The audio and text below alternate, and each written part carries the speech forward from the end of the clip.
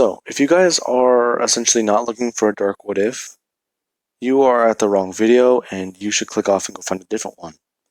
But those of you who have stuck around my channel, this is going to be a very dark part. And if you guys don't want to see something that's very dark and a bit graphic, please click off now and actually wait for me to record part 3. In saying that, for those of you who stick around, please enjoy the video. Alrighty. Hello everybody, this is Kiro Show here. And this is going to promptly be my last video for tonight. Anyways, let us begin. When we last left off, Deku had just been adopted by Mitsuki. I forgot her husband's name. And he is basically growing up with Bakugo, along with having Toga to attend court counseling with, who is basically his childhood friend now, along with Bakugo. But this is where things are going to change up a bit. Deku is, I believe, 4 years old or 6-year-old. No, wait, that's a different what if. I believe that was... Never mind, I was planning that out for something else. Anyways, Deku, let us cut to whenever they are a couple years older, and let us begin. Deku is going to court counseling one day, and everyone is talking. It is Deku's turn to essentially talk about what he has been through and how his day was, along with how he was feeling that day. He is telling everyone that today was fine. He actually was really nervous, but Mitsuki basically told him that he will ace the test he has. But he got called a nerd by his friend for it, because he almost passed it with a perfect score. Along with that, he was actually been trying to think of a good way to train his quirk, but he can only think of one way that doesn't involve physical harm. Essentially, work out constantly, so he was thinking about trying to do that.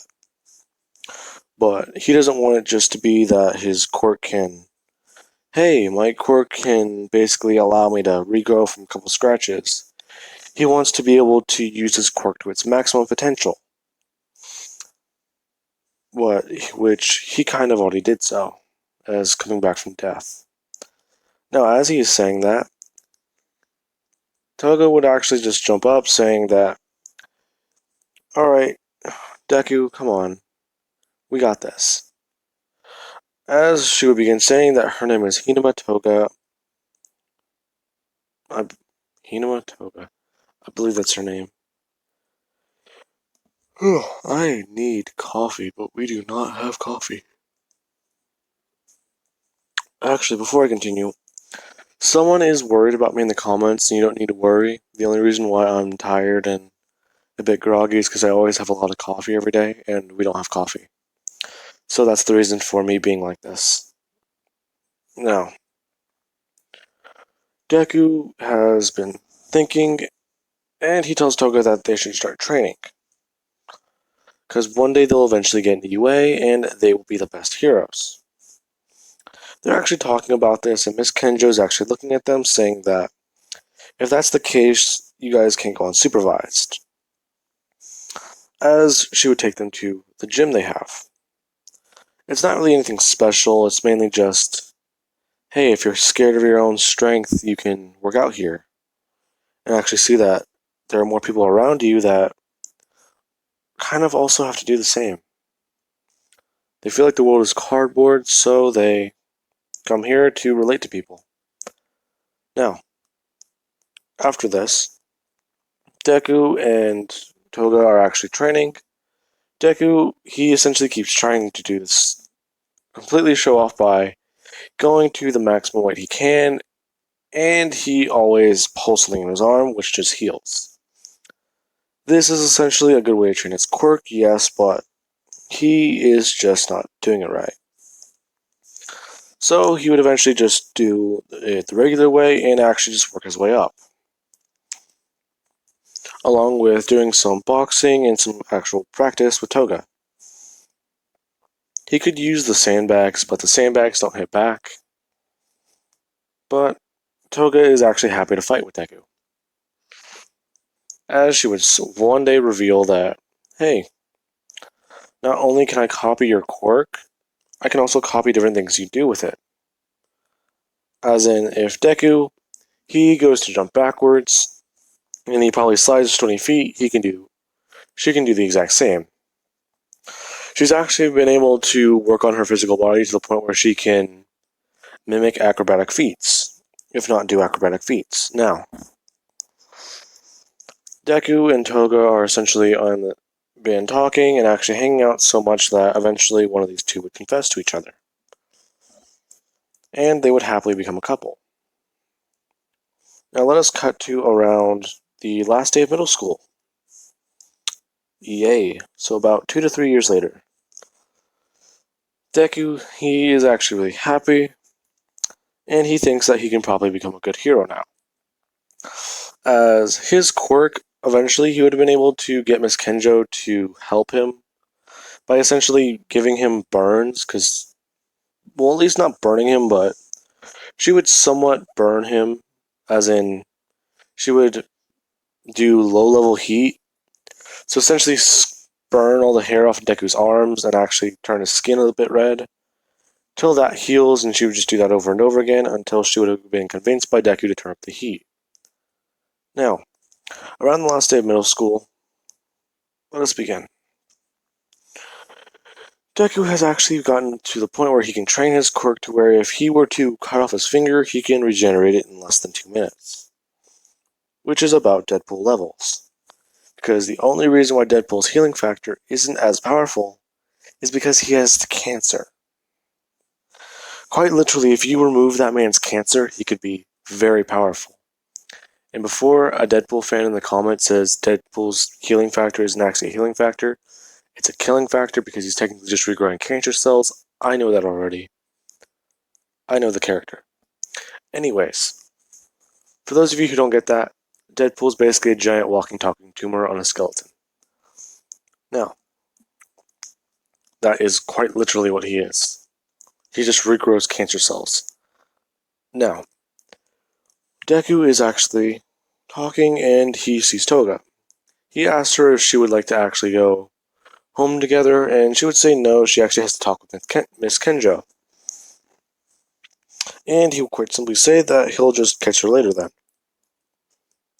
As he goes to walk to the hospital. As he's walking to the hospital, he would find that that giant...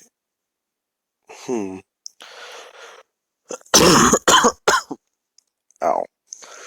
That giant that essentially attacked and Mount Lady arrested in canon is actually attacking nearby the hospital. Now, as soon as this happens, Deku would actually essentially run into the battle, seeing that the heroes are having trouble.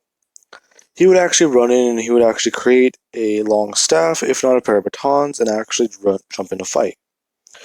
He does so, and heroes are watching this as Deku's actually jumping around, performing acrobatic feats by jumping off the buildings, hitting things, and essentially jumping off them using those items. They're watching this, and they're seeing him. Deku would have eventually helped Mount Lady, and Mount Lady accidentally gets thrown into a building, which actually is right next to the hospital. As soon as that happens, Deku would have seen this, and he immediately would just shout no as he begins to actually create something against the villain. He creates 2 firearms, and he actually starts firing at the villain, but he actually thought about this, and he was using rubber bullets. So he's doing that, and he's actually firing against them, as it would get to the point where the villain would eventually shrink back down, and Deku just punching them over and over again in the face. Which is whenever he would go to throw another punch, and a hero would actually grab him by the arm, and Deku's essentially just pulling against that hero's grip and strength, as he would turn around, and he would look at the hero. This hero is actually telling him that it's over and the villain is defeated, but he needs to calm down. Deku would just say, I'm sorry. It's just my mom's in the hospital. Now, as soon as he said this, the hero would actually understand, saying that it's okay, just go check on her now and we'll handle this. But You did a good job here today. I'll give you that. What is your name? My name is Izuku Midoriya. Oh.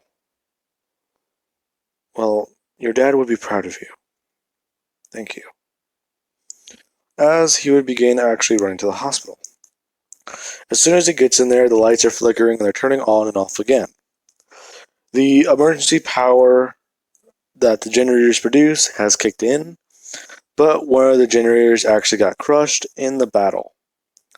Because the second building actually smashed into the hospital, actually collapsing one of the pieces in the basement. Now, Deku's actually thinking about this, and there is a hero that has electricity, an electric quirk, who's actually plugging himself into the wall, trying to keep the power on. So he's just sitting up against the wall, actually just trying to keep concentration, as Deku runs into his mom's hospital room. He sees that the power is not on, and he can't tell whether or not she's a heartbeat.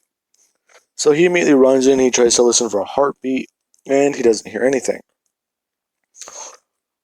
Which, eventually, after a couple minutes, Deku's sitting there in a chair, he's concerned, he's waiting. The power would kick back on, and Deku's mom, her heartbeat would be very slow and very weak. Deku's essentially sitting there, and he actually asks the doctor if she's going to be fine, because she hasn't woken up in forever. Now,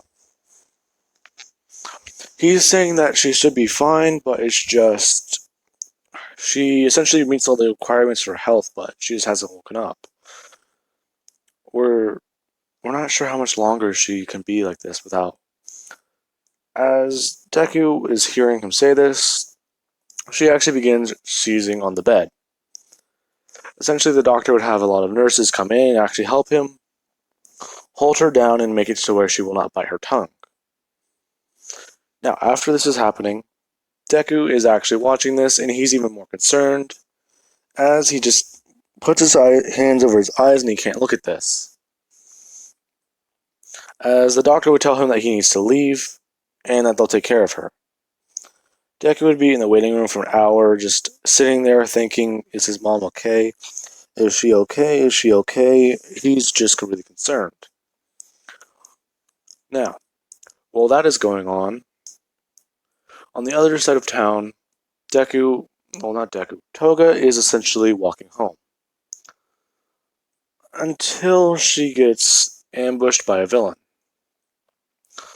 She would actually say that she's not looking for trouble, and the villains would actually abduct her. While that is happening, Deku would actually find out that his mom's going to be okay, and Toga's actually running, trying to get away from the villains. She would eventually find a hiding spot, and as that happens, Deku would actually ring her phone, and they would find out where she is. They would actually try and abduct her and her, but that would not work out for them, and they would eventually have to kill her. Now, one of the villains would have actually had a knife quirk, and they would have actually killed Toga by putting a knife into her gut and actually leaving her for dead. Deku keeps ringing her phone, and he's even more confused, so he decides to call Miss Kenjo. As she picks up the phone, he's asking her if Toga ever got there, because he's been trying to call her and she hasn't picked up. She would quite simply say that no, she hasn't, but she'll tell him once she does. So he begins just thinking that that's perfectly fine. He'll just have to come over and see what's going on with her. So he begins just walking home, as the doctors would say that they'll keep an eye on Deku's mom while she's essentially in the hospital. Because this little incident essentially put her back in the danger zone, but they were able to get her out of it. Now then, after this, Deku is actually walking home, and he would actually just keep dialing Toga, trying to get her to pick up, and he thinks that this is weird, as whenever he finally starts hearing Toga's phone, he actually looks down an alley and actually hears and sees the light.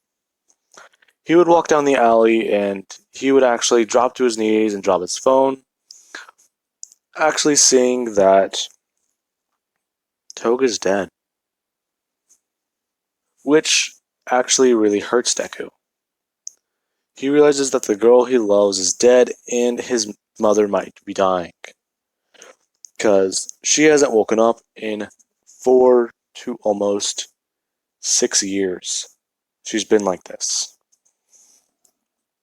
Actually, I believe I said the day Deku manifested his quirk, manifested 4, 10, 13. Yeah, I want to say almost 10 years. Which would actually hurt Deku a lot. As he begins thinking, he actually sees the knife in her stomach and he actually sees that it's just a hilt. Which he would then call the police and actually inform them that what's going on. And before he could do anything, Deku is actually ambushed by the gangsters. As he would see that one of them essentially has a knife in their arm, Deku begins thinking that this might be the guy who did it. As he starts shouting, what did they do? What did they do to her? Deku would immediately just be told by them that they essentially tried having a little fun with her, but she was hesitant at first. But they eventually got bored once she ran away. So they had a little game of cat and mouse, and, well, they won. Deku would just immediately get enraged by this, as he would actually just create knives in his hands and just tell them that they're going to regret what they did. As Deku immediately just starts swinging them around, he actually throws one, actually throwing it into a guy's leg. Deku would immediately rush at them, and the guy with the knife quirk would actually just run towards Deku, actually stabbing him in the chest, telling him that it's kind of stupid for him to have a similar quirk to his, but he'll give him one thing. It's pretty neat. As Deku just tells him that that's not it. As the guy would see Deku essentially grab the knife, and he's actually turning it, actually snapping it off and pulling it out of his chest, stabbing it into the guy's own chest. As this happens, Deku would just push him backwards, and he actually starts punching the other one in the face. As he's doing this, he just has him against a wall, punching and punching and punching him in the gut, as much as he can. He just feels his rage take over as he hears a voice in his head saying that they deserve it, don't they? Look what they did to her. You gotta find them and make them pay. For her. She was the only other person who understood you, your best friend and your girlfriend. The one person who was so important to you that you couldn't lose them and you always wanted to protect them. Wasn't this what your nightmares were about? Failing to protect everyone? You have failed as a hero, and you see that now, don't you? Your quirk killed our dad. You just need to give in now. Let it take over. Fall into the darkness and see how far you can go before you finally find out. Can you die? Which is whenever Deku would just beat this man to a pulp to the point where he can't feel his hands. Eventually, the bones would heal and he'd just keep beating and beating and beating. Which Deku would then finally kill this guy as he goes back to the one with the knife in his gut, actually beating him up. The cops would finally arrive after about 10 to 20 minutes, seeing that Deku essentially killed these two. They would see the blood surrounding his stomach, along with the knife that is still, one of the knives that are still in his gut, along with the knife that is in this man's gut, and Deku's broken hands, which are quickly healing. They would essentially chalk this up to a self-defense until they do DNA testing, which they find Deku is innocent of any charges, but he did actually kill 2 people. But Deku would essentially be in questioning, and Mitsuki would arrive. As Bakugo heard what happened, you just see Deku sitting at a table crying as he's explaining that those two thugs killed his girlfriend, and he just lost it. They told him everything they did to her, and he just couldn't handle it. He went to the hospital earlier today, and his mom almost died. Don't I deserve to be selfish? Don't I deserve to feel human? Don't I deserve to lash out against people who wrong me? Isn't that what heroes are? Heroes may not do that, but you keep forgetting. Heroes aren't indestructible. All Might can die. He will retire one day. Which is whenever the cop would actually just release Deku. As this was chalked up to a case of self-defense, and the third thug that had a knife in its leg has been identified. Now, Deku would actually be taken home, and he would take a shower, actually rinsing off the blood. He would be told by Mitsuki that that was very stupid, and Deku would just start shouting at her that it wasn't stupid, they killed her. Which is when Deku would just start essentially grab his jacket, grab his hoodie, and run out the door. As soon as this happened, Bakugo was actually going to go chase Deku, but Deku just kept running. As Deku would find himself in a very troubling situation.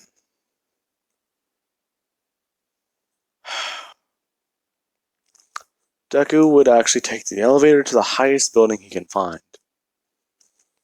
And he just sits there standing at the edge, actually thinking, how strong is his quirk? Well, I guess I'm going to find out. As he just leaps over the edge and hits the ground, finding that he's still alive.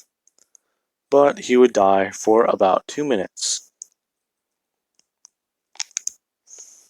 Now, that was a weird pop. Deku would actually find that he died once again, and he found the lady he dreamed about once. She's real. He would ask her what's going on. She would quite simply say that it's quite rare to see him again.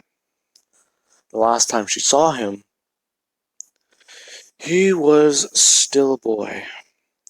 He'd ask her questions and actually ask if he can see her. If he can see Toga. She would quite simply tell him that Toga is gone, but you were a good person in your life. Come on, I shall take you to her.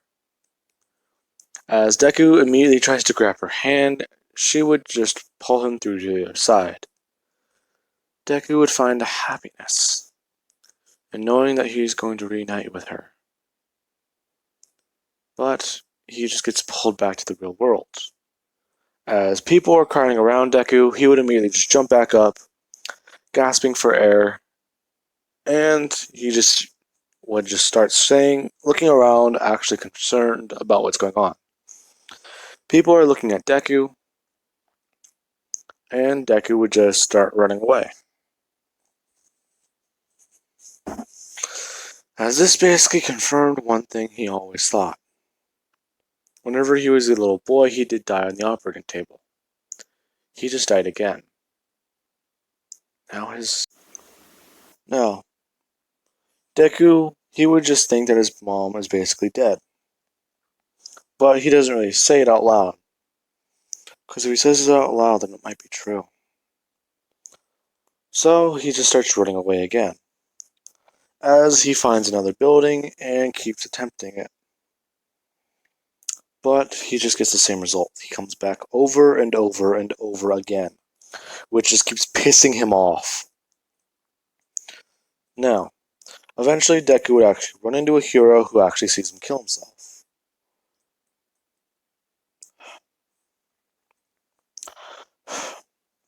After this, the hero would actually see Deku take a tumble off the building, and they would have seen him hit the ground, failing to protect him. The hero would be concerned and actually freaking out, but Deku would eventually just get back up again. The hero is asking Deku what he's doing, and Deku would just look at them, and he would just drop to his knees, crying up against the wall, saying that it doesn't work no matter how many times he tries it. The hero would actually ask Deku what he's trying at all because he's just being stupid and reckless. Deku would quite simply say that he's just trying to reunite with her. As the hero realizes, Deku lost someone. He doesn't know how to cope with it. He just says that he's trying to reunite with everyone who's ever loved him. But even then, it seems like he's poisonous to everyone around him. The hero would just tell Deku that that's not true, kid. Huh. You should hear about my quirk. You even know who I am? I don't care, as Deku just immediately goes to punch him in the face. This is whenever the hero would actually get angry and actually tell Deku that he needs to stop. The hero would try and restrain Deku, but Deku would just fight back, eventually just summoning a weapon and actually stabbing him in the gut by mistake. Deku would apologize as the hero dies, and actually just think, wait, my quirk. I can't die, and everyone around me keeps dying. That's what I am. I'm a poison. I'm a poison that can't be killed. As he just starts laughing. As Deku is finally snapped. Now, I am probably going to have to put a warning at the beginning of this because I did not expect it to be dark. Alright.